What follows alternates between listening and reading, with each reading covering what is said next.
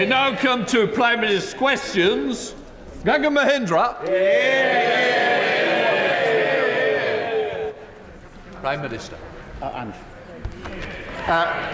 Mr. Speaker, earlier this week, this House marked the one-year anniversary of the horrific attacks on October the 7th. And I take this opportunity to reiterate that the hostages must be released. And I reiterate our call for an immediate ceasefire in Gaza and Lebanon. Mr. Speaker, this week the government will deliver on our promise to the British people of the biggest upgrade to workers' rights in a generation. The Employment Rights Bill will ensure work pays, it will forge a new partnership with business and reset the dreadful industrial relations that have cost our economy and our NHS so much in recent years. We are also preparing for the International Investment Summit next week, bringing hundreds of global CEOs to the UK and unlocking billions of pounds in investment. Mr. Speaker, this morning I had meetings with ministerial colleagues and others. In addition to my duties in this House, I shall have further such meetings later today. Gagan Mohindra. Thank you, Mr. Speaker. The commitment of £400 million in funding for a new hospital at Watford General was one of the many brilliant things of the previous Conservative government. And my good friend, the former Member of Parliament for Watford, Dean Russell, did, and would have been life-changing as well as life-saving for so many of my constituents. Why is the Prime Minister cancelling this funding commitment and spending billions of pounds giving pay rises to train drivers instead? Prime Minister. Because the promise of 40 new hospitals didn't involve 40, didn't involve hospitals, they weren't new and they weren't funded. Coombes. The biggest issues in my West Bromwich constituency is poor access to GP services. Our GP satisfaction rate is 15% below the national average. So can I thank the government for their focus on improving this situation and ask the Prime Minister what the government's doing to make sure that everyone in West Bromwich can actually see their GP? Well, I thank her for her question. The most visible sign of failure of the last government was the NHS. And we are going to expand the role of community pharmacies and accelerate the rollout of independent prescribers. We need much more care to be delivered in local communities to spot problems earlier, and we'll train thousands more GPs. We were elected to change the country, and that means getting the NHS back on its feet. And my honourable friend, the Chancellor, will have much more to say about that in the budget, about fixing the foundations of our economy so we can put money in people's pockets, fix our public services and rebuild Britain. Leader of the Opposition, Rishi Sunak. Mr. Speaker, tomorrow the government will publish their anticipated changes to employment law. Given the weekend's events, when did the Prime Minister first become a convert to fire and rehire? Well, I'm very pleased and proud that tomorrow we will publish the bill which will be the biggest upgrade of workers' rights in a generation. And that'll do two things, Mr. Speaker. Firstly, it will give people basic dignity at work. And secondly, it will help grow our economy, something that the last government absolutely failed on for 14 long years. Leader of the Opposition. Well, Mr. Speaker, when he talks about security at work, once again, it's one rule for him and another rule for everyone else. But I know that not everything or everyone has survived his first 100 days in government. So can he confirm that when he promised not to raise income tax, national insurance or VAT, that commitment applies to both employer and employee national insurance contributions? Minister. Mr. Speaker, as he well knows, I'm not going to get drawn on decisions that will be set out. We made an absolute commitment in relation to not raising tax on working people. He, of course, was the expert's expert on raising taxes. And what did we get in return for it? We got a broken economy, broken public services, and a £22 billion black hole in the economy. We're here to stabilise the economy, and we will do so. Leader of the opposition. Mr. Speaker, I don't think even Lord Ali is buying any of that nonsense. But I'm not asking, Mr. Speaker. I'm not asking about the budget.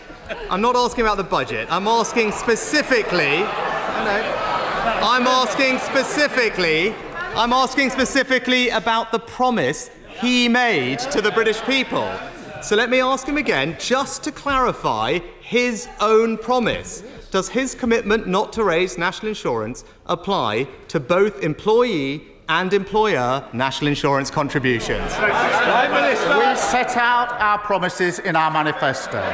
We returned with a huge majority to change the country for the better, and I stick to my promises in the manifesto. But I notice it's question 3, and he hasn't yet welcomed the investment into this country. We've had in recent months £8 billion from Amazon for jobs across the country, £10 billion from Blackstone's jobs across the North East, £22 billion on carbon capture jobs in the North East and the North West, 500 million, Mr. Speaker, for UK buses in Northern Ireland. While we're investing in our economy, what are they doing? They're arguing about whether to scrap maternity pay. Leader of the opposition. Mr. Speaker, I'm very happy to welcome investments that this government negotiated, but when it comes to his answer on tax, Mr. Speaker, businesses across the country would have found his answer just about as reassuring as Sue Gray did when he promised to protect her job, Mr. Speaker. So let me turn. It's no wonder confidence is plummeting on his watch, which he didn't mention. But turning to another commitment, before the election, his Chancellor said changing the debt target in the fiscal rules would be tantamount to fiddling the figures. Does he still agree with the Chancellor? Prime Minister. This is literally the man who was in charge of the economy. 14 years they crashed the economy. And what did they leave? A £22 billion black hole in the economy. Unlike them, we won't walk past it, we will fix it, and it's only because we're stabilising the economy that we are getting the investment into this country. But I still notice he hasn't really talked about that investment. We're powering ahead with clean British energy. We're changing the rules to build 1.5 million homes and returning railways to public ownership. And they've got nothing to say about any of this. Mr. Speaker, on debt, we left them the second lowest debt in the G7, Mr. Speaker. And as the Institute of Fiscal Studies have said... Order. I will hear the Leader of the Opposition, Rishi Sunak. Mr. Speaker, as the Institute of Fiscal Studies have said, it's hard to escape the suspicion that the government is attracted to this change because it would allow for significantly more borrowing. Now, his Chancellor previously said that this change, and I quote her words, would be fiddling the figures. So it is a simple question. Does he still agree with the Chancellor? Prime Minister. I see it's back to his old script. They've never had it so good. That didn't work so well at the election. Might be time to change that. I'm not going to get drawn on issues for the budget, just as he wouldn't when he was standing at this dispatch box. But meanwhile, we're investing, we're building the NHS fit for the future, back on its feet, better opportunities for young people and protections at work. After 14 years of Tory failure, we're giving the country its future back. And that's the difference that Labour delivers. Mr. Speaker, it is clear he's opened the door to raising employer national insurance contributions, including on pensions, and fiddling the figures that he can borrow more. And he talked about what he's achieved. Well, economic confidence is plummeting, growth is now stalling, and the UK's borrowing costs are rising on his watch, Mr. Speaker. But, Mr. Speaker, can I close on another important topic? Because yesterday's intervention from the head of MI5 will have been sobering for the whole House, and not least his warning that Britain faces the most complex and interconnected threats in our country's history. Now, I know the Prime Minister will agree with me that we all owe our security services a debt of gratitude for what they do to keep us safe. But can the Prime Minister confirm that the forthcoming terrorism bill will give our security services the powers they need to tackle evolving threats and I can assure him of our constructive support on these vital questions of national security in the same spirit that he provided that support to me. Prime Minister. Well, I can confirm that we will give the security forces and services the powers that they need, and I hope that is a shared objective across the House. They do an incredibly important job for us. But he talks about the economy. It's a real shame the party opposite can't simply... Well, he did at the beginning of his question a moment ago. Listen on. It's a shame they can't celebrate Britain's success under this government. Of course we've got to take tough decisions. But when investment is pouring in, as it has been in recent weeks, when the NHS strikes are coming to an end, when houses are getting built, we're delivering the biggest upgrade of workers' rights in a generation. It's time for them to accept that we're fixing the foundations. So whilst they fight amongst themselves in the comfort zone of unfunded promises, threatening to scrap the minimum wage, we're going to get on with the job of clearing up the mess that they made and fighting a better country that people are crying out for. Debates that shape the nation, now in your language. Adam Jogge. Thank you, Mr. Speaker. Mr. Speaker, cancer is hard on the patient and it's hard on their families, as my family knows all too well this year. Can I ask the Prime Minister to commit to doing all he can to improve research, early diagnosis and patient care for those with cancer? And will he join me in thanking the NHS staff who've looked after my dad in recent weeks and thousands of cancer patients like him in Newcastle-on-Lyme and up and down our United Kingdom? Prime Minister. I was sorry to hear about my honourable friend's father, and I think we would all pass him our best wishes. Cancer is another example of the dreadful state the last government left the NHS in. The Darzi report published just a few weeks ago showed that some cancer standards have not been met since 2015, and no progress was made in diagnosing cancer at stage 1 and stage 2 between 2013 and 2021. So I'm really pleased that we've just announced £6.4 million research network developing new AI software to identify cancer early. We will get the NHS catching cancer on time, diagnosing it earlier and treating it faster. Leader of the Liberal Democrats, Sir Davey. Thank you, Mr. Speaker. Across this House, we all agree that we need to get our economy growing strongly again so we can improve people's lives and raise the money for our public services. Liberal Democrats believe that one of the best ways of doing that is to improve our relationship with our European neighbours on things like trade, and I welcome the fact that the Prime Minister has made this a priority in his first few weeks. But what I just don't understand is that he's ruled out negotiating a youth mobility scheme with our European partners. This could be so good for young people, for businesses, and for re-establishing that relationship. So will he reconsider this? Prime Minister. Well, he's right. We do need a better deal with the EU than the bad deal we got under the last government. And that's why I was very pleased to meet the President of the Commission last week to talk about how we can improve on the deal. In our manifesto, we had clear red lines about the single market, customs union, freedom of movement, and we will negotiate with those red lines in place. Davey. Well, I'm disappointed about the youth mobility scheme. Maybe we can come back to that. But he's right to say one of the many problems for our economy coming from the dreadful Brexit deal was the red tape that's been put on businesses. Now, there are many examples of that, Mr. Speaker, but a new example came to me earlier this week, and it affects fishermen in the Falklands, who are otherwise having to pay huge amounts in tariffs to be able to sell their produce into the European market or sail under a Spanish flag. So when the Prime Minister renegotiates the trade deal, can you remember the overseas territories? And ensure that British citizens fishing off the Falklands can sail proudly under the Union Jack? Prime Minister. My uncle nearly lost his life when his ship was torpedoed defending the Falklands. They are British and they will remain British. And sovereignty in Gibraltar is equally not to be negotiated. Of course, we will do everything we can to make it easier for all businesses to trade more freely so that we can grow our economy. I'm very, very clear about the Falklands. It's personal to me. Meg Hillier. Mr Speaker, 1 in 2 children in my constituency live in poverty after housing costs are taken into account, so I welcome the government's commitment to tackling child poverty.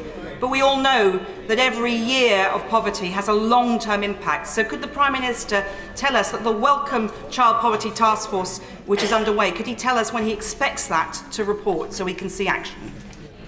Well, I thank my honourable friend for a very important question. It is appalling that child poverty went up 700,000 since 2010.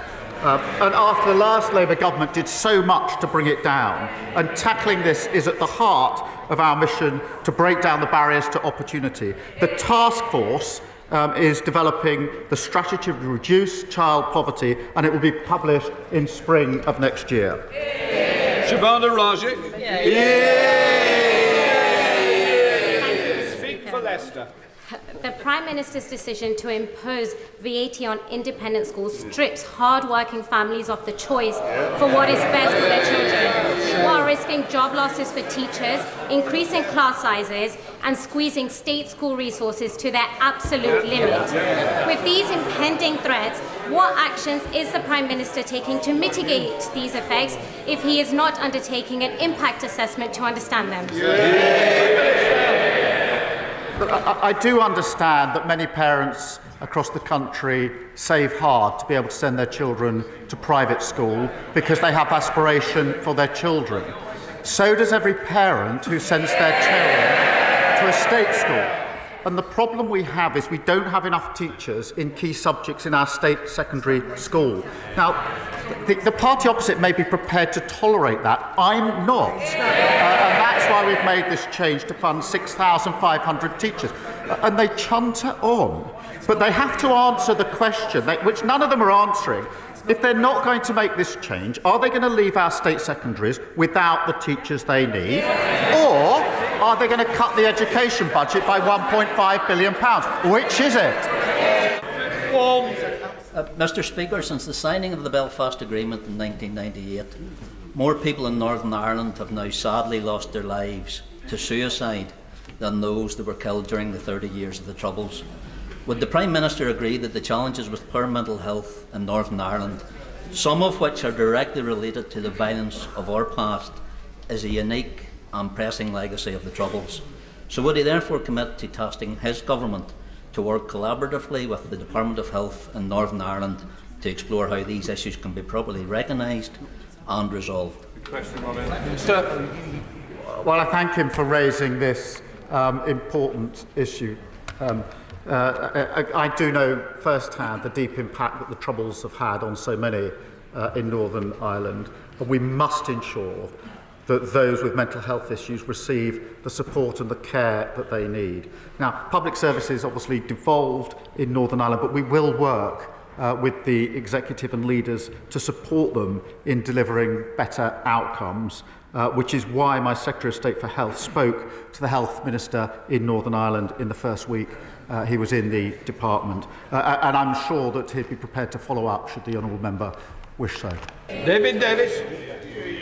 On the assisted dying private members' bill, the government's quite rightly staying neutral. But the real issue with that bill is the time constraints of private legislation make it very difficult to get it right first time. If we get this wrong first time, the consequences are too terrible to contemplate. In 1967, the government of the day gave the government time to allow David Steele's abortion bill to go through. Would the Prime Minister commit to giving extra time, out of government time, to this bill to ensure that we get this right first time? Prime Minister. I thank him for raising this question on a really important issue. And I do understand there are strongly held views across the House and on both sides and within both sides, if I can put it in that way.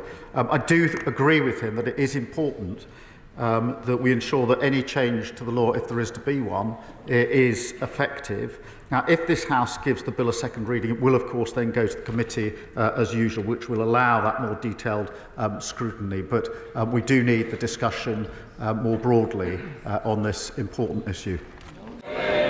Butler, final question. Thank you, Mr Speaker. October is Black History Month, And the theme this year is reclaiming the narrative. I want to thank Mr. Speaker for the event that you will be doing in your apartments with the Temptations and the Prime Minister. The Temptations tribute band. And the Prime Minister will be having an event in number 10 this evening. Will the Prime Minister agree with me that it's important that we continue to have a debate on the floor of this House in government's time on Black History Month? Yeah. Prime Minister. Well, I'm not sure just at the moment going to something that's labelled Temptations is quite where I need to go. Look, this is a really important initiative. There will be. It is important it's being marked, and I'm very pleased to be hosting the event this evening, to which I think she is coming. Thank you.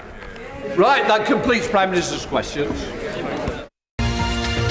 Debates that shape the nation, now in your language.